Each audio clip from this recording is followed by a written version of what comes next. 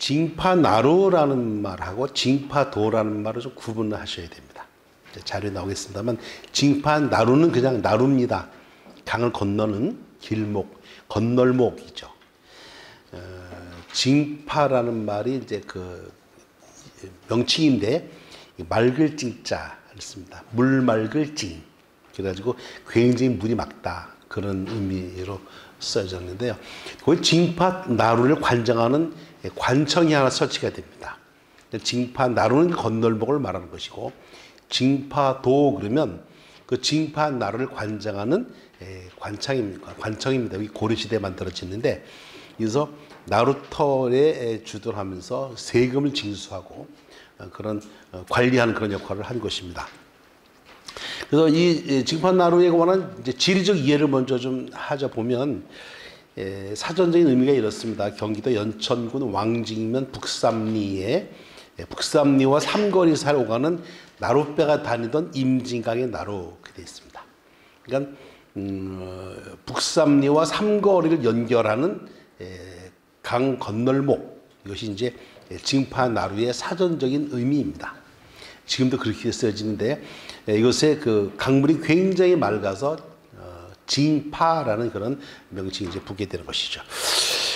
뭐 잘 아시겠지만 북삼리라고 하는 것이 이제 북쪽에 있는 세 개의 리를 말하는 것인데 여기 뭐 이제 외곡리, 징파리, 애동리 세 개의 북쪽을 합쳐서 북삼리라고 이렇게 이름을 지어가지고 왕직면에 편입된 것으로 다 알고 있는 내용이니까 제가 새삼스럽게 말씀을 드립니다. 1945년 그 남북이 1차 분단되었을 때, 그 38도선을 경기로 분단됐을 때, 우리 기존의 연천군 대부분이 이제 북한 소련 군정하에 편입이 됩니다. 그래서 이 북한 소련 군이 여기다가 류연천군이라는 군을 새로 만들어서 이제 별도의 행정국을 설치하게 되고 그 당시 38 이남에 있었던 지역은 이제 다시 그 남면 지역이 양주군으로 편입되고 그다음에 장단군 쪽에 있던 것은 다시 장단으로 되돌아갑니다. 이것은 이제 저희가 6.25 사변이 끝나고 나서도 회복이 안 돼요. 그래가지고 그 당시에 남쪽에는 연천군을 폐지하면서 기존의 연천군 지역이었던 남면 지역이 우리 적성 지역이었는데 적성군 남면 지역은 양주군 남면으로 갑니다. 현재 양주시의 남면이 되는데 그래서 양주시 가장 북쪽에 있는 지역인데 남면이라는 명칭을 가지게 돼요. 그래서 이제 이 주민들도 우리가 양주시 맨 북쪽에 있는데 왜 남면이냐, 북면을 고쳐야 되는 거 아니냐 그 논의가 실제로 좀 있었습니다. 그러다가 원래 이것이 적성 남면이었다가 연천 남면이 되었다가 이제 그 남북 분단 때문에 이것이 양주로 편입된 것이기 때문에 그냥 그 정통성을 지켜가자 그래가지고 남면의 명칭을 가지게 됩니다. 똑같은 개념의 그 행정지역이 연천군 신서면입니다. 이 신서면은 제일 연천군 동쪽에 있어요. 근데 서면이에요 이게. 이게 원래 철원군이었거든요. 그러다가 이제 남북이 이제 다시 그 분단되고 수복되는 과정에서 이 그 철원 소속인데도 불구하고 이건 그 연천 쪽을 통과하지 않고는 아무도 갈 수가 없어요. 그래가지고 할 수 없이 연천을 편입되는 바람에 연천의 맨 돈 쪽에 있는데 신서면이라는 이름을 이제 불리게 되는 그런 말은 모순이 이제 발생하게 되는 것이죠. 현재는 그 기존에 원래가 1912년 이전에 그 대한제국 말기에 이제 그 한탄강, 임진강 지역에 있는 여러 그 행정 지역들이 워낙 인구가 적다 보니까 그대로는 행정구역 조직이 유지하기가 어려워집니다. 그래가지고 이제 이걸 정리하는 과정에서 장단군, 적성군, 그 다음에 그 몇 가지 그 지역, 양주 쪽에 있던 것을 합쳐가지고 연천군을 크게 이제 확장을 하게 되는데, 그때 만들어진 연천군 중에서 남북분단 과정에서 지금 다시 그 남한 쪽으로 다 대부분 수복이 됐습니다만 상령, 옛날 상령군 지역은 아직도 거의 수복이 되지 못하고 거의 이제 북쪽에 남아 있어서 북한은 현재 연천군을 이제 유지하지 못하고 상령은 지금 장단 쪽으로 붙여가지고 북한 쪽에서 이제 별도의 행정국을 만들고 현재 북한에 연천이라는 지명이 없습니다. 이런 지역을 여러분들이 이제 개념 알고 계시면 좋겠고요.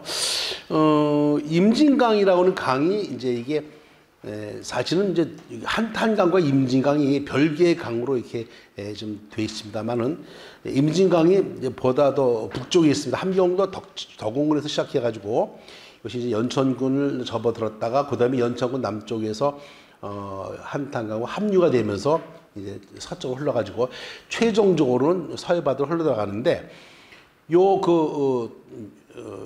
한탄강은 임진강과 합쳐지면서 이름을 이제 잃어버리게 되고 요 임진강이 계속 흘러가다가 한강으로 들어가기 서해로 들어가기 직전에 한강이 아니고 조강이라는 이름으로 바뀌어가지고 들어가요. 그래서 사실은 그 임진강 끝내 한강이 되지 않고 조강이라는 이름으로 이제 되어 있습니다. 그런데 거꾸로 저 서해안 쪽에서 배를 타고 이렇게 거슬러 올라가 보면은 그 길을 따라서 쭉 가는 거예요. 가다 보면 이제 쉽게 말하면 이것이 저쪽 하류 쪽에서는 한탄강이라는 이름으로 불려지지만 이제 임진강으로 불려지면 올라오면서 한탄강이 되고 또 임진강이 되다 보니까 결국 같은 강을 흘러가게 되는 것이거든요. 그래서 이제 지역별로 그 명칭이 좀 달라지는 그런 부분이 있고 실제로 역사적으로 그렇게 파악이 됩니다. 그러니까 그런 점은 여러분들이 좀 이해를 하시면 좋겠고요. 그 임진강 안쪽이 지금 바로 이제 뭐 우리 송 선생님이 주로 거기 전문가시니까 이제 주상 전리가 발달돼 있어서 그걸 통해서 여러 가지 이제 우리가 지금 새로운 연천 쪽의 자연 환경을 이해하는 그런 이제 부분이 되고 있고 여기에는 그 상당히 많은 그 나루가 있습니다. 그 이제 징파나루, 고랑포나루, 이주민나루 등이 있는데 사실 이렇습니다. 고대로부터 요 임진강 한탄강역을 이제 이게 북쪽 세력이 남쪽으로 내려오는 것을 막는 자연 절벽입니다. 근데 이 지역에서 배를 타지 않고 그냥 사람이 도보를 건널 수 있는 도화지점 두 군데가 있습니다. 이게 호로탄이라는 곳이고 하나는 이제 이게 대탄입니다. 이 호로탄이라는 게 지금 말하면 이게 거기가 그 호로 뭐죠? 호리병 박 모양으로 생겨서 거기를 호로탄이라고 하는데 거기에 고구려 성지가 남아 있어서 호로고루라는 성지가 하나 남아 있습니다. 근데 그 지역이 바로 사람이 배를 타지 아니하고 무장한 채로 강 건널 수 있는 도화 지점이고 전국에서 양주 쪽으로 내려가는 그 한탄이라는 지명인데 한탄은 한문으로 대탄이라고 하죠. 이 대탄을 우리말로 한탄이라고 하는데 한나루, 큰 나루라는 뜻인데 여기도 역시 마찬가지로 사람이 배를 타지 않고 건널 수 있는 두 개 도화 지점입니다. 그러다 보니까 한양, 서울 쪽에서 북쪽으로 옮겨가거나 내려갈 때에 요 두 개의 도화 지점을 향해서 도로망이 형성됩니다.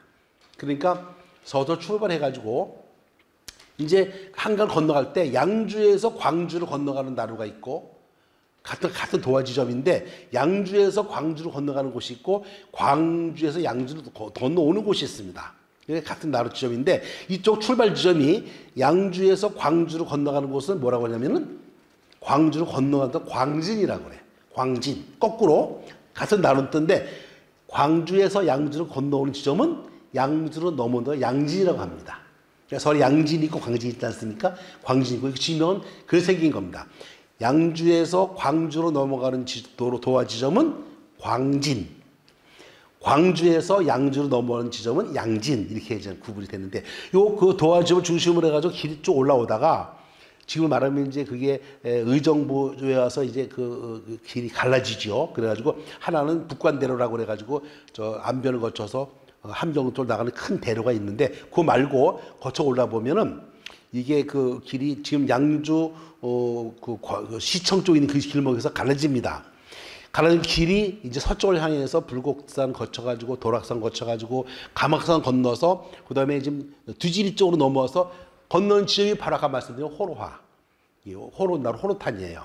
여기서 길이 만나지고 또 하나는 그대로 북쪽으로 올라와가지고 이제 동두천 거쳐서 지금 말씀드린 대탄을 건너가 되는 겁니다. 그러니까 요 두 개의 임진강, 한탄강 수계에서 사람이 배를 이용하지 않고 건널 수 있는 도화점 두 개를 중심으로 해가지고 도로가 형성이 돼요. 그래서 지금 저쪽 그 아차산성부터 시작해가지고 의정부를 거쳐서 서쪽 그 감옥선 넘어가는 그 길을 장단로라고 그러고 옛날 거 그러고 또 하나는 길 직진해 가지고 이제 전곡 대탄을 건너서 북쪽 계속 올라가던 길은 이게 함경도 삼방으로 이어지기 때문에 삼방로라고 합니다. 그러니까 삼방로와 그 장단로 두 개가 이제 각각 도화점 건너서 만나게 되죠.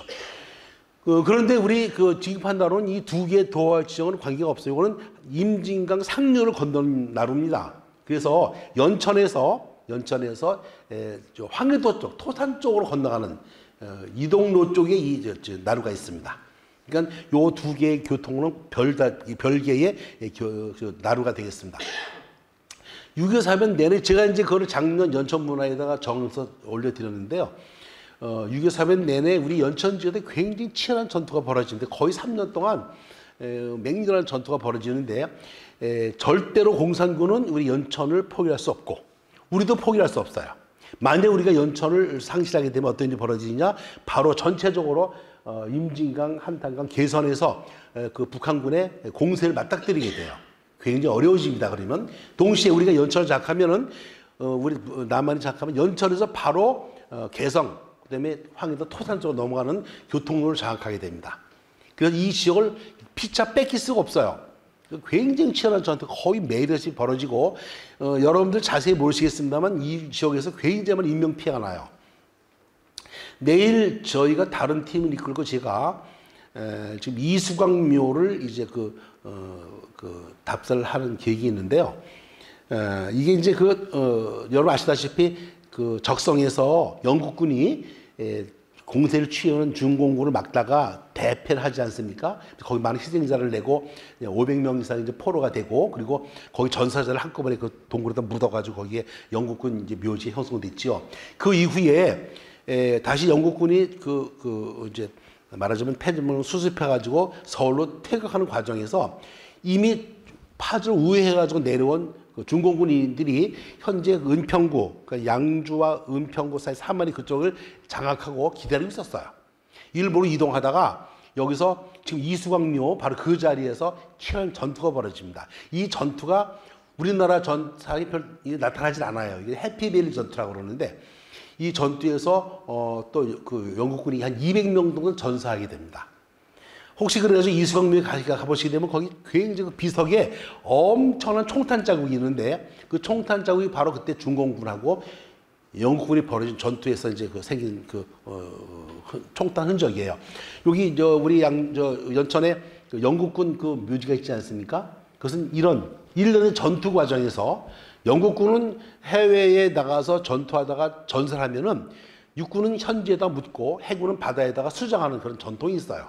그래가지고 아마 그 죽은 사람들이 시체를, 전사한 사람 시체를 여기서 이제 화장해가지고 저 이제 그 부산에 그 유엔군 묘지에다 묻었기 때문에 그때 생긴 흔적과 다 연결이 되는 그런 부분들입니다.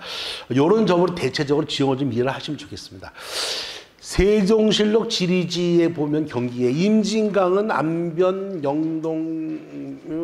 영동풍현, 방장동에서 강원도 이천, 안협, 상령. 이 상령이 바로 이제 이 당시는 동땡현이었는데 나중에 연천에 편입이 돼가지고 연천군 상령면이 되죠. 현재는 다 북한 지역입니다. 지나서 연천에 이르러 징파도가 되고라고 되어 있습니다. 그러니까 이 징파도는 임진강의 상류에 형성되는 나루입니다. 징파도 계속해가지고 이제 결국은 합하여 오도성에 이르러서 합하여서 한강을 거쳐가지고 바다로 들어간다 이렇게 되어 있습니다. 여기 보시면은 그래서 이게 여기는 오도성에 이르러 한강과 합하여라는 지금 이름이 나오는데 이때 한강은 별도로 조강이라는 이름으로 별도 이름으로 불린다는 것들을 이제 알아두시면 좋겠습니다. 다산 정약용의 대동수경권 8에 보면은 이제 이곳의 강물은 강바닥에 자갈이 훤하게 비칠 정도로 물빛깔이 맑다 하여 징파도라 하였다. 징파강이라 했다라고 이 징파라는 이름의 명칭이 아주 명확하게 설명이 되어 있습니다. 물 바닥에 자갈이 훤히 비칠 정도로 물이 맑다. 그래서 물 맑을 징자를 써서 징파강, 징파강이라고 했다. 이제 여기 아주 명확하게 유래가 잘 설명이 되어 있습니다. 동구여주 성남 상령군 산천조에 보면 징파도와 후군도가 있는데 후군도는 징파도와 양주의 한탄물이 이곳에서 합류한다라고 지역을 설명을 이렇게 하고 있습니다. 다음에 여지도서 경기도의 마전군에 지금 아까 말씀드렸습니다. 원래가 각각 별도의 군현이었던 마전, 장단, 상령 이런 것들이 전부 다 합쳐서 연초군으로 이제 재편이 되기 때문에 그 이전의 역사는 각 별개의 지명으로 나타납니다. 징파도가 군의 동쪽 20리에 있다. 후군도가 군의 남쪽 7리에 있어 징파도 및 양주 대탄과 합수하는데 지금의 부연진이다 라고 설명이 되어 있습니다.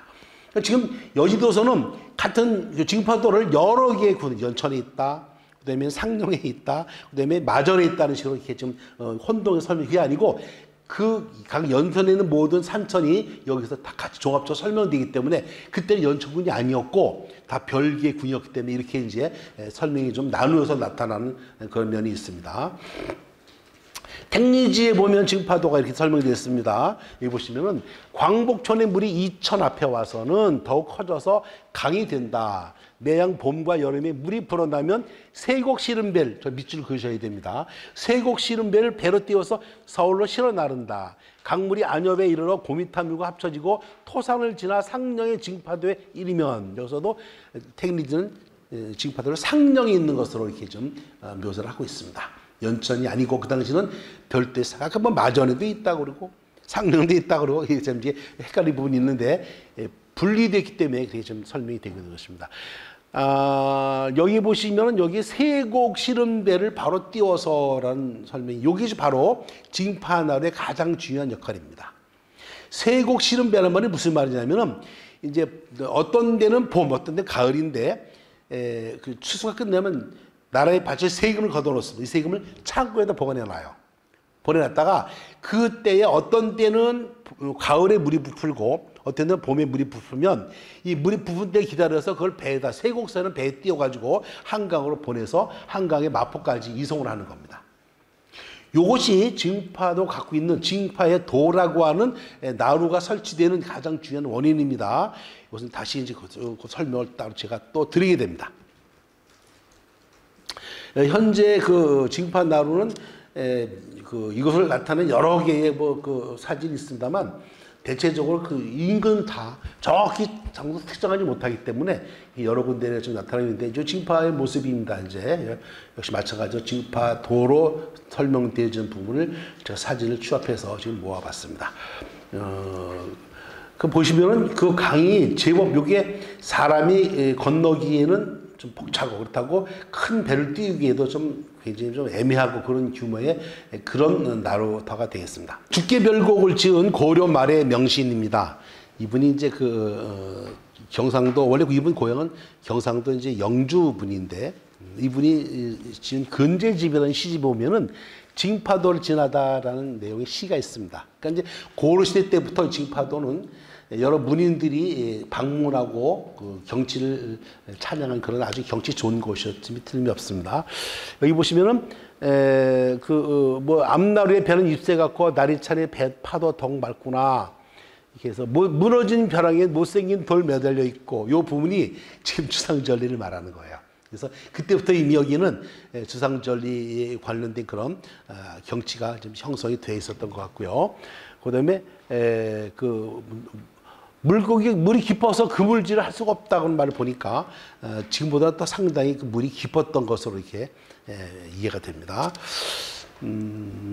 고려 후기 문신 배중구의 시에도 역시 마찬가지로 징파 강물에 익힌 바위 잠겼는데 가랑비 빗긴 바람 손에 배를 보내네.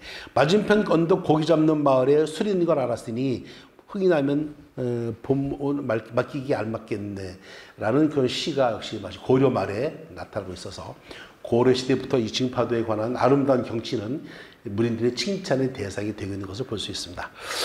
조선시대 전기의 서거정의 시입니다. 마전에 이르러서 연천 군수에게 붙인 시입니다. 포도빛 물결 넘실대는 징파나루여 철쭉 붉게 타오르는 보괴산일세. 그러니까 이제 그 마주 보이는 보괴산과 징파나루 같이 노래를 하고 있는데 여기에 포도빛 물결이라는 아주 재미있는 시기가 나타납니다. 물이 깊다는 뜻이죠. 그러니까 물이 맑고 깊으니까 깊은 물을 포도빛 물결이라고 이렇게 표현합니다. 여러분 포도는 이제 수정포도라고 그래가지고 지금 포도 색깔이 무슨 색이죠? 다 보라색이잖아요. 예? 아, 그렇다 그래 좀. 예, 이게 근데 사실 우리나라 먹는 그 포도 그거는요. 천주교 신부님이 그 구한 말에 조선시대 말기에 성당에서는 미사를 지내면서 포도주를 이렇게 먹어요. 그 미사용으로 담기 위해서 자기 고향 프랑스 갔다가 진짜 옮겨 심은 거예요. 그 전에는 그렇게 포도 짙은 포도 그 뭐지 보라색 포도를 먹지 않았어요. 그 저기 누구냐 신사임당의 포도도 그림을 보면은 포도 색깔이 연두색이에요. 수정 포도라고 그래요. 여기 나오는 포도빛 물결이라는 말은 그 보라색이 아니고 그 짙은 연두색 빛깔이라는 뜻입니다. 그러면 이해가 잘 되실 거예요. 포도빛 물결이라는 말은 그것을 의미하는 것입니다. 수정 포도라고 그래요. 포도가 상당히 귀해서 궁중에서만 특별히 잘 진상해서 먹었다는 그런 기록도 있고 태조 이성계가 이 수정 포도를 좋아했던 기록도 있습니다. 이제 본격적으로 징파도에 관해서 알아보겠습니다. 징파도, 징파나루와 징파도를 구별하셔야 된다고 제가 말씀드렸죠. 징파나루는 강을 건널 목을 말하는 것이고 징파도는 거기에 징파나루를 관리하기 위해서 설치한 관청입니다. 관청이니까 징파도와 좀 다릅니다. 그럼 징파도, 거기에 설치된 징파도라는 관청은 어떤 역할을 하고 있었을까요? 도는 뭐냐? 예성강 수계의 병남도, 도가 나오죠. 가평도, 임진강 수계의 하원도, 낙화도, 낙하도, 조강도, 이게 조강이라는 명칭이 나옵니다. 인영도, 임진도, 장단도, 징파도, 한강 수계의 양화도, 진강도, 용진도 등이 설치되었다. 다 여기 나루들입니다. 굉장히 많은 나루가 있죠. 그 나루들 관련 특별한 관청들이 설치되었는데 그것들이 지금 계속 열거되고 있습니다. 그러니까 여기 예성강 수기에 있는 것하고 임진강 수기에 있는 것하고 한강 수기에 있는 것하고 구별하는데 제일 많이 설치된 것이 다 이게 임진강 수기입니다. 재밌는 거는요. 여기에 예성강 수계, 임진강 수계, 한강 수계가 다 어디를 둘러싸고 있죠? 이거 어디를 둘러싸고 있죠? 개성을 둘러싸고 있습니다. 개성을 둘러싸고 있는 개성 주변 예성강, 한강, 임진강에 이런 것을 설치해가지고 그 기능이 뭐냐면 가장 것은 이것을 물론 나를 관리하게 되지만 세금을 징수하는 것입니다. 그러니까 이것은 지금과 좀 다른 더 특별한 기능을 갖고 있었던 것을 볼 수 있습니다. 임진강 상류 쪽 장주현에는 이 장주라는 말이 나옵니다. 장주, 물 맑을 장자예요. 여기 원래 연천의 이름이 장주였었어요. 그랬는데 이 장이라는 글자가 고려왕, 충선왕의 그 이름이 겹쳐요. 음이 비슷해요. 그래가지고 임금의 이름은 어휘라고 해서 함부로 쓰면 안 되기 때문에 바꿉니다. 그래서 같은 의미의 저기 물 맑을 장자를 물 맑을 연자로 바꿨어요. 분명히 말씀드리겠는데 간혹 연천 분들이 이제 그 연천이라는 지명을 설명하시면서 이렇게 설명해요. 여기에 고려의 충성을 다한 고려 충신 한 분이 살면서 끝까지 절조를 지켜서 조선에 나가지 않았다. 그렇죠? 근데 그걸 친구였던 태종이 만나러 왔다. 근데 안 만나줬다. 그래서 끝까지 자기의 절조를 변하지 않았기 때문에 그걸 기념해서 눈물 연자를 써서 연천이라고 했다라고 하는 이름을 들어볼 수 있겠는데 대대조사합니다. 그건 약간 역사적 근거가 있긴 있어요. 제가 조사해 보니까 태종이 여기 오긴 왔는데 날짜가 하루 비어요. 이분이 연천에서 주무시고 그 다음에 대탄에서 주무시는데 그 사이에 하루 날짜가 비어 있어요. 왕이 여기 와서 이제 연천을 여행하는데 하루 날짜가 비었다는 것은 의미심장한 거예요. 뭘 숨겼다는 것이죠. 아마 그때에 연천에는 그분을 만났을 가능성이 충분히 있어요. 그러나 연자를 쓴 것은 그때 쓴 것이 아니고 이미 고려시대 말기에 왕의 이름과 뜻이 겹치기 때문에 이름을 바꿨다. 장이라는 글자를 연으로 바꿨다. 그러니까 실질적으로 그 태종이 연천에 왔었던 거와는 상관이 좀 없습니다. 그거는 역사적으로 분명한 사실이니까 그거는 인식을 좀 세뇌해 주시기 바랍니다. 그 장주가 원래가 연천의 본래 이름입니다. 징파도가 있었다. 징파도 역시 대동여지에서 징파 강으로 표시된 것으로 추측이 되는데 이것은 연천에서 토산으로 가는 길. 토산은 황해도예요. 아까 말씀드렸죠. 연천의 지적 특징이 여기를 점령하게 되면 바로 황해도 옆구리를 칠 수 있는 전략적 위치를 차지하기 때문에 그렇게 치열한 전투를 벌였다고 말씀드렸습니다. 그러니까 이 징파도는 기능적으로는 경기도 연천에서 황해도 토산으로 건너가는 길목에 있는 강 건널목이다라고 이해를 하시면 되겠습니다. 여지도서 경기도 마전 진도에 보면 징파도 역시 연천 지역으로 통하는 관문에서 동쪽으로 20리에 있다. 똑같은 설명을 지금 계속 하고 있습니다. 이게 밑에 내가 한문을 따로 표시해 드린 것은 저거는 이 문장을 제가 번역했다는 뜻입니다. 고려 예종 초에 관과 도를 통과하는 물산에 대해 상세를 부과하였다. 관은 육지에 설치된 그 세금 징수하는 곳이고 도는 강 건널목에 설치한 세금 징수소입니다. 다시 한번요. 관은 육지 통행로상에 설치한 세금 징수처이고 도는 강을 건너는 강 건널목에 설치한 세금 징수처입니다. 관과 도에는 관리가 파견되어 있었고 관과 도 모두 개경주의에 있어서 밑줄 그려야 됩니다. 개경주의에 있어서 개경으로 모이는 물산에 대해 수세하기에 적격의 조건을 갖고 있었다는 것입니다. 그러니까 고려 전국에서 개성으로 물산이 모여오는데 그 물산 내에 세금을 부과하기 위해서 관과 도를 설치했다는 것입니다. 이해가 되세요? 그러면 이 도라고 하는 것은 관청이니까 거기에 관리가 주둔해야 되고 그 사람들에게 생활할 수 있도록 어떤 경제적 여건을 만들어줘야 되지 않겠어요? 예를 들어드립니다. 연천군이 설치됐습니다. 그럼 연천에 현감이 있고 거기에 또 여러 관리들이 있지 않겠습니까? 그들이 이제 생활 여건을 만들어줘야 되잖아요. 지금 연천군의 군수님과 여러 공무원들의 봉급은 세금을 걷어서 내지요. 그렇잖아요. 근데 얘들은 안 그랬어요. 세금을 걷는 것이 아니고 세금 다 국가로 올라가고 거기다가 뭘 주느냐? 토지를 줍니다. 토지를 주고 연천현에다가 연천현이 유지될 수 있도록 토지를 주는 거예요. 학교에다가 향교에다가 토지를 줍니다. 또 절에도 줍니다. 학교에도 줍니다. 그래가지고 거기서 농민들이 농사를 지어서 10분의 1 조를 바치면 그걸 가지고 이제 유지가 되니까 연천현에 준 토지는 연천현에서 그 조를 걷어가지고 그걸 가지고 경비를 충당하는 거예요. 걔는 이해하셨죠? 그러면 역시 이 징파도에도 도가 설치되었으니까 뭘 줘야 되겠어요? 토지를 줘야 되겠죠. 그래서 여러분 그거 보면 지명에 둔전이라는 지명이 나타납니다. 둔전.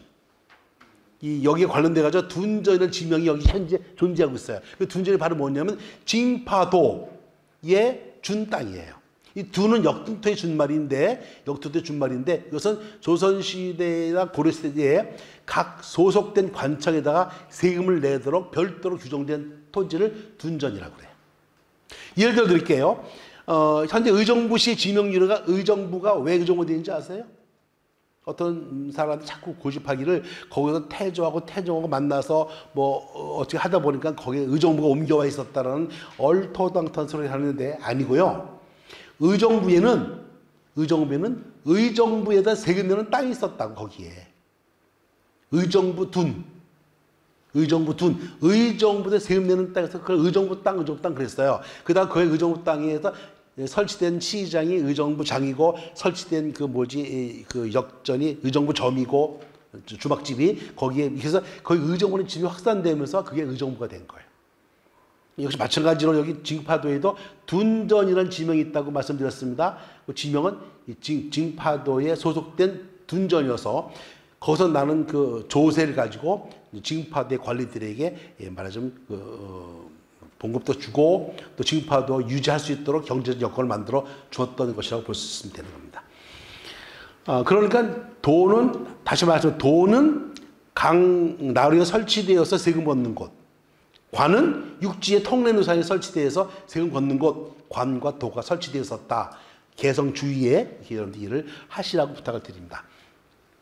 그러다 보니까 이것이 이제 조선시대가 연결돼 가지고 징파도는 주로 토지세를 징수해서 나르는 것과 역할이 이제 관련이 되어 있습니다.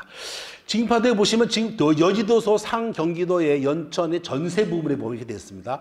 많던 적던 한 곳에 모으는데 많으면 130석, 적으면 120석을 3월에 받아 포장하여 싣고 징파도를 떠나 마전 용암탄을 거쳐 장단 고랑포 임진강 풍해 앞 고영 행주진에 이르러 경강으로 들어간다. 제가 말씀드렸죠. 밑에 한문이 있는 것은 제가 직접 번역한 것이라고, 번역본이 없는 겁니다. 그거예요.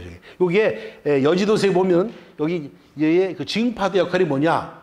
여기에 바로 연천에서 거둔 세금들을 저 중앙으로 올라올 세금을 다 걷었다가 언제? 3월달에 걷어요. 밀석을. 풍년에는 130석, 흉년에는 120석을 걷어가지고 어떻게 한다고? 그걸 다시 별도로 가머니로 포장을 해서 징파도에서 배에 싣고 이런 절차를 거쳐서 어디까지? 경강까지 간다는 거예요. 경강까지. 그러니까 징파도는 뭐 하는 곳이에요? 세금을 조선시대, 고려시대에는 세금을 걷는 곳이었고 조선시대에는 세금을 창고에 모았다가 서울로 운반하는 운반의 역할을 담당하는 곳이 징파도예요. 조금 역할이 좀 더 강화가 됐죠. 이해가 되셨어요? 그렇습니다. 다음 것도 볼까요? 여지도에서 강원도 평강입니다. 평강에서 거둔 전세도 보시면은 쌀 4석. 이게 좀 평강이 말하자면 인구도 적고 별로 물산이 없었던 것 같아요. 그 다음에 콩 74석을 12월에 걷어가지고 해방, 창고에 두었다가 해빙 후에 육지로 연천 징파도까지 이걸 옮겨 120을 운반해 와가지고 여기서 포장한 다음에 배에 띄워서 역시 고랑포와 용산포를 거쳐서 납품하는데 군자시로 들어가는데 이게 바람이 순조로우면 3, 4일 걸린다는 거예요. 이게 복잡하죠. 평강에서 걷어진 세금은 그거를 포장해서 육지로 120리를 싣고 와서 징파도에 두었다가 거기서 이제 말하자면 배 띄기 적합한 날짜를 기다려서 싣고 서울로 가져가는데 바람이 순조로워야 3, 4일 걸린다. 심지어 이 징파도는 여기뿐만 아니라 저 강원도 여기 평강의 전세도 역시 이곳에 모이고 볼 수 있습니다. 또 하나 볼까요? 여지도 강원도 부분인데 철원입니다. 철원의 전세도 징파도를 이곳에 날랐어요. 보시면 쌀 75석, 콩 123석을 3월에 걷어가지고 절반을 연천 징파도에서 걸레도로 포장에 실어 물이 불기를 기다렸다가 배를 띄워 장당 고랑포 용읍선 거쳐가지고 역시 바람이 순조로우면 며칠 만에 3, 4일 만에 군자시 창고에 상납하는데 요거는 전세이고 따로 대동세와 균역세도 있어요. 대동세와 균역. 대동세는 뭐죠? 여러분 대동세가 균역세와 이건 전세는 이제 토지에서 거둔 세금이야. 토지에서 거둔 세금이고 대동세는 뭘까요? 조선에 세금이 세 종류가 있어요. 하나는 뭐죠? 토지에서 나오는 세금을 조라고 그래가지고 10분을 걷는 거예요. 두 번째 뭐가 있어요? 두 번째는 특산물을 바치는 거예요. 특산물을 바치는데 저는 특산물을 현물로 바쳤어요. 이게 문제가 좀 있었어요. 예를 들어 봅시다. 함경도 사람들은 1년에 호랑이 껍질 2장. 포수들한테 호랑이가 사위 오면 잡아주는 암탉도 아니잖아요. 그게.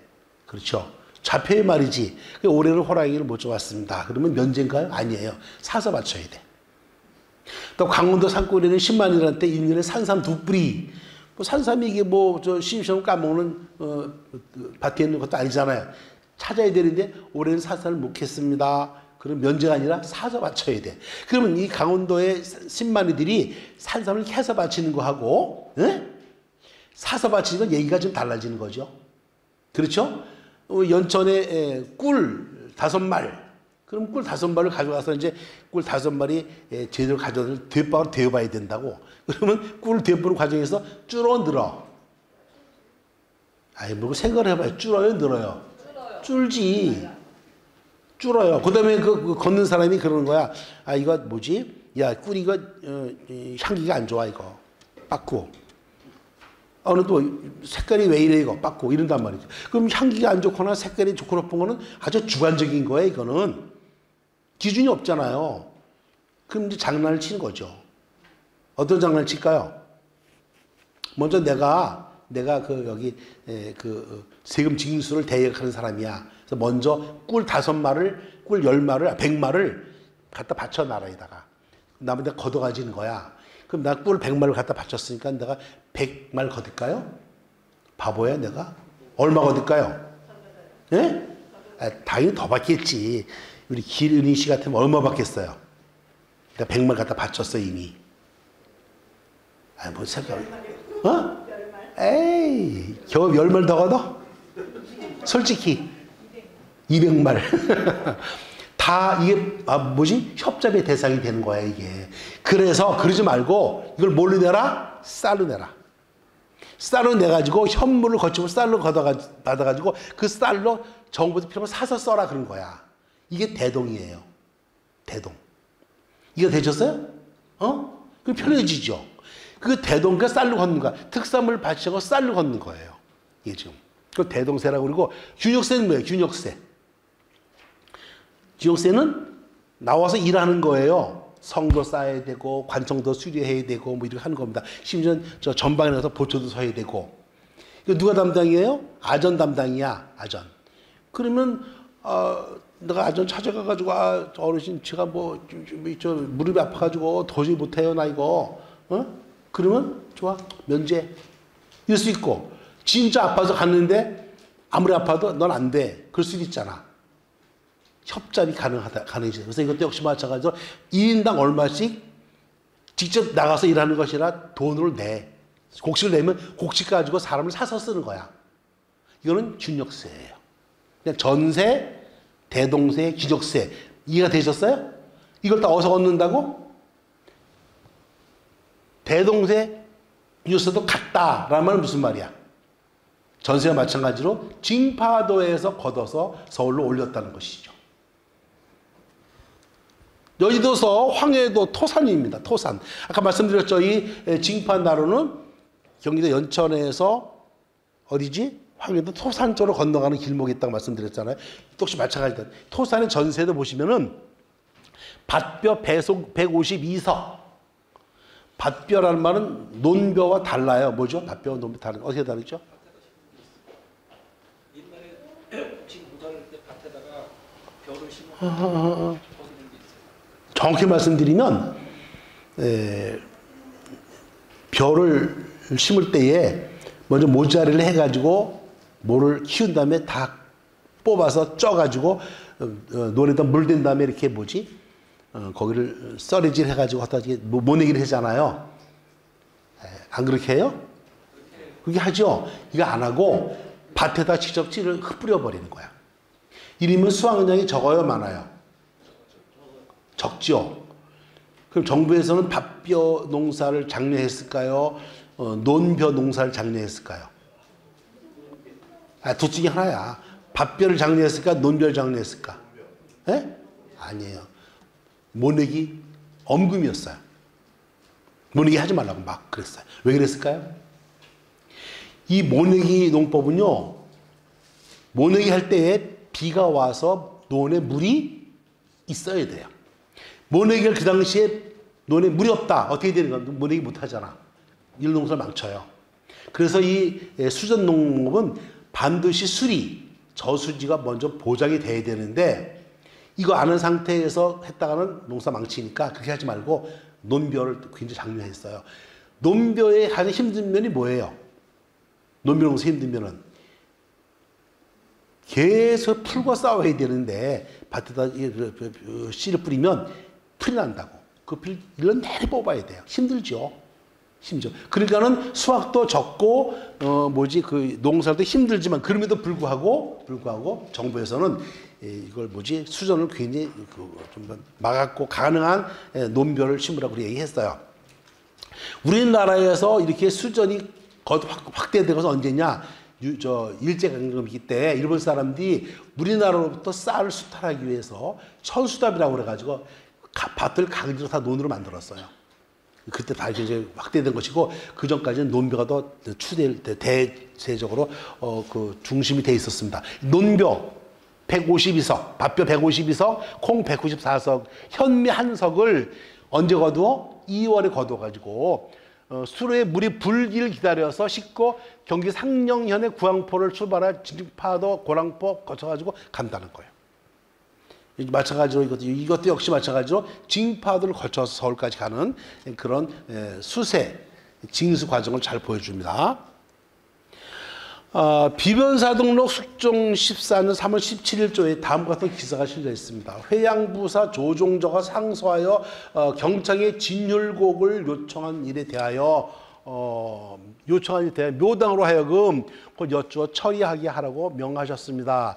진율청의 전미 답변입니다. 400석을 서울에서 배를 세내어 징파도로 실어 보내어 본걸로 하여금 받아가게 할 것을 본도 감사의 장기련에 이미 복귀하였으므로 아립니다. 지금 회양에 강원도 회양에 흉년이 들었어요.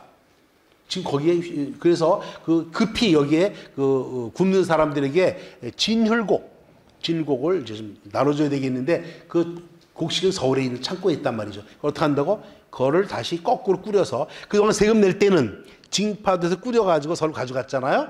거꾸로 포장해서 징파도 다시 보내는 거야. 징파도에 실어놓으면 회양부사가 수리를 가져와서 실어가도록 해라. 징파도가 서울로 쌀을 실어 보내는 것뿐만 아니고 서울에서 있는 쌀을 다시 지방으로 내려 보낼 때도 역시 마찬가지로 징파도를 이용해서 이런 역할을 할 수 있도록 했던 것을 우리가 알 수가 있습니다. 성정원 일기 숙종 29년 1월 10일자입니다. 봄이 이르렀고 해빙이 멀지 않으니 경창의 곡식 2, 3천석을 먼저 보내려 하는데 회양 등 여러 고을은 수로가 너무 멀어 옮기기 어렵습니다. 임진으로부터 배로 징파도에 이르게 하여 백성이 받아가게 할 수밖에 없습니다. 이게 유일한 방법입니다. 하는 말입니다. 강원도 내륙지방으로 진을 보내려면 징파도 외에는 방법이 없습니다. 징파도는 단순한 나루터가 아니라 지방으로부터 세금을 걷어 서울로 보내고 서울의 진곡을 내륙으로 실어보내는 굉장히 중요한 역할을 하고 있음을 우리가 이제 인식을 하게 됩니다. 재밌는 것은요, 이제 여기에 시몬사라는 절 있지 않습니까? 거기에 지금 탑을 하나 세우는데 제월당 탑비를 세우는데 이 탑비를 세우기 위해서 그 모든 물자들을 공홍도 홍주에서 캐낸 다음 배에 실어 운반해서 그것을 징파도의 강비에 이르러서 군도 성녀 속인 5,600물 옮겨왔다고 돼 있어요. 그러니까 쌀만 나르는 것이 아니라 이런 건축자재들도 역시 마찬가지로 징파도를 통해서 수송을 한 것을 알 수 있습니다. 여기 공홍도라는 말이 나오는데 공홍도가 뭐예요? 공홍도. 왕이 직접 통치하는 지역을 경그래요. 왕이 직접 그 경 주변의 사방 백리 왕의 통치가 미친 지역을 기그래요. 경기라고 합니다. 나머지는 지방에서 경기로 가는 방면 길을 말하는데 지방에서 경기로 가는데 경주와 상주를 거쳐서 가는 길을 경상도 그래요. 전주와 나주를 거쳐가면 전라도지요. 아시겠습니까? 그리고 강원도는 강릉과 원주를 거쳐가죠. 충청도는 충주와 청주를 거쳐갑니다. 평안도는 평양과 안주, 함경도는 함흥과 경성입니다. 따라서 경기도를 경기남도, 북도로 나누는 데는 있을 수 없어요. 경기는 도가 아니기 때문에 그래요. 개념상은 그렇습니다. 아시겠습니까? 이해가 되세요? 안 돼서 할 수 없고. 그런데 이 제일 많이 나는 명칭이 충주와 청주, 충청도인데 충주나 청주 고을 어느 한 곳에서 반란이 일어나거나 아들이 엄마를 죽이거나 이런 불행한 사건이 생기면은 그 주격을 떨어뜨려요. 그래서 청주에서 문제가 생겼다면 청주 홍두를 집어넣고 홍청도 그렇게 바뀌는 거예요.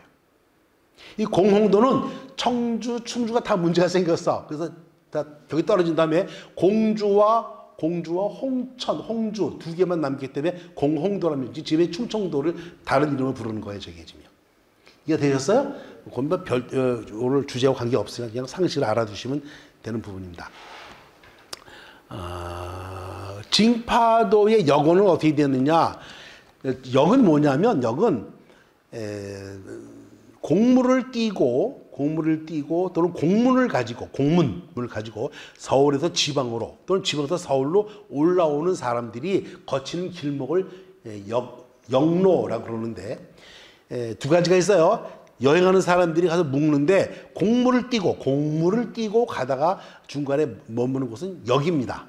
의정부의 녹양역, 그런 녹양역에서 이제 서울에 떠는 공무원들이 와서 거기서 잠을 자는 거예요. 근데 공무원이 아니고 일반인들이 가다가 묵는 곳은 이름을 다르게 해요. 그게 뭐라고 하죠? 그건 원규래요. 원. 이태원, 다락원, 뭐 원은 그 사적으로 묵는 곳입니다. 그러니까 원은 공무로, 원은 사적으로, 역은 공무로 묵는 곳인데 이 역은 규정이 돼 있어요. 징파도는 단순히 나루터이기도 하지만 동시에 강원도 쪽으로 들어가는 함경도로 들어가는 역로상에도 존재하고 있어요. 따라서 뭐 합니까? 이것은 사람들이 징파도에 있는 가까운 역에서 묵을 수 있도록 시설이 되어 있다는 그런 뜻입니다.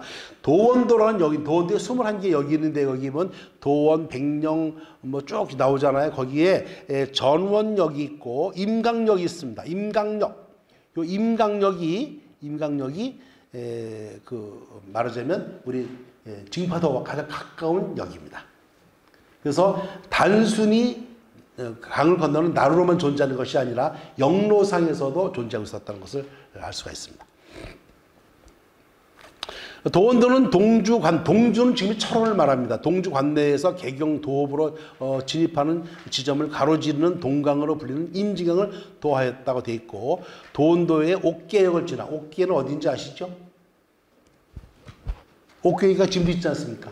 네, 옥계역을 지나서 임지강의 징파도를 건너 백령역 도원역을 통해 개경으로 진입하였다. 그림이 그려지세요?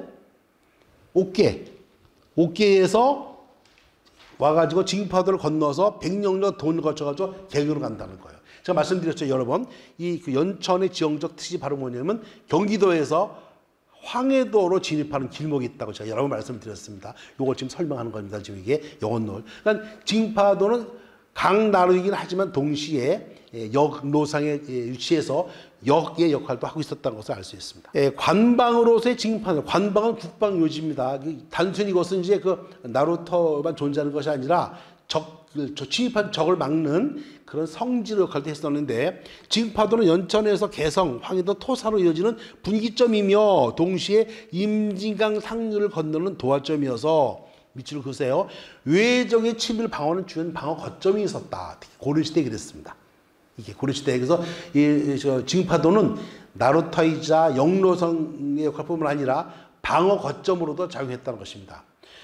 고르사 절여 제15권 고종 안효대왕에 보면 거란군이 동주 철원입니다. 를 함락하였다. 최충원이 이르기를 거란군이 동주를 지났으니 상장군 짐치려를 전군 병무사로 사무소서 하였는데 왕이 말을 따랐다. 미치고세 거란군이 교화를 향하여 징파도를 지났는데 오군이 저쪽에서 맞서 무리쳐 달아나야 했다. 이 징파도에서 전투가 벌어지고 있음을 보여줍니다.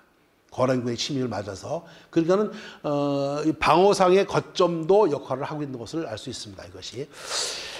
여기 연천에 있는 성지 중에서 가장 유명한 것이 호로고르이죠. 호로고르나 당포성이나 똑같이 고구려성의 특징을 갖고 있는데, 이 고구려성은 특히 반드시 강가에다 쌓아요. 중국의 많은 지역을 제가 답사했는데, 백암성이건 무슨 뭐 고구려 모든 성들이 특징이 뭐냐? 전부 다 강가에 쌓습니다. 강 절벽 자체를 하나의 성벽으로 삼아요. 그러다 보니까 우리 징파도도 나루다 보니까 강가에 있지 않습니까? 주상절리에. 그래서 여기 마찬가지로 이거 방어 거점으로 삼았던 것 같습니다. 선조실록 선조 25년 5월 20일 날, 이게 언제냐면 임진왜란이 4월 20일 터지거든요. 이제 막 서울에 함락돼 가지고 이제 임지강 방어선에서 전투를 벌이지 그 무렵인데, 그 선조가 급해가지고 이제 상을 묻습니다. 임진의 군사는 강을 건넜는가? 성중이 아뢰기를 장계를 가지고 온 사람이 말하면 이미 강을 건넜다고 합니다. 상이 이르기를 얕은 여울도 다 지키는가? 얕은 여울도 다 지키는가? 하니까 이제 듣기로는 징파도는 한 사람도 지키는 사람이 없어 매우 허술하다고 하였다. 그러니까 이덕형이 아뢰기를 대탈 건넌 후에 징파도에 건너게 되니 병사들과 임진에 모였을 것입니다. 걱정하지 마십시오. 임진과 대탄에 다 모여서 징파도에 모여서 적을 막을 것입니다. 라는 그런 보고를 하고 있어요. 징파도가 굉장히 중요한 방어 거점으로 거론이 되고 있음을 볼 수 있습니다. 그렇죠? 인조실록 인조 5년 2월 20일입니다. 남북의 병사들이 먼 길에 오래도록 말을 몰아 달렸으므로 피곤함이 이미 극에 달하였는데 보조 2,000명을 가려서 먼저 징파 나루가로 보내어 여기다가 보루를 설치하였다고 되어 있습니다. 요거 지금 아시다시피 이제 병자호란이 일어나는 상황 그 당시 일입니다. 이 징파 나루에다가 보루를 설치하고 이것을 방어 거점으로 삼고 있음을 알 수가 있습니다. 이제 그 다음에 징파 나루의 세 번째 모습입니다. 아주 경치 좋은 절경으로서의 징파 나루입니다.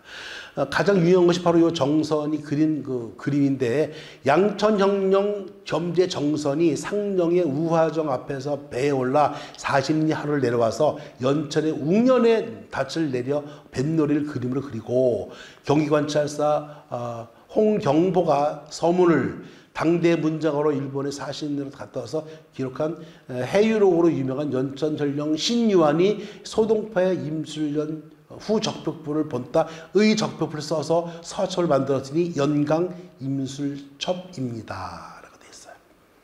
여기 보시면은 홍경보하고 그다음에 신유한은 전부 다 이게 소론입니다. 근데 정선은 이제 이게 노론인데 이 사람들이 소론 노론을 막로 같이 모여서 여기서 우리 뱃놀이를 지었음을 알 수 있습니다. 요게 지금 상령군의 모습인데 상령군의 좌에 보시면 여기에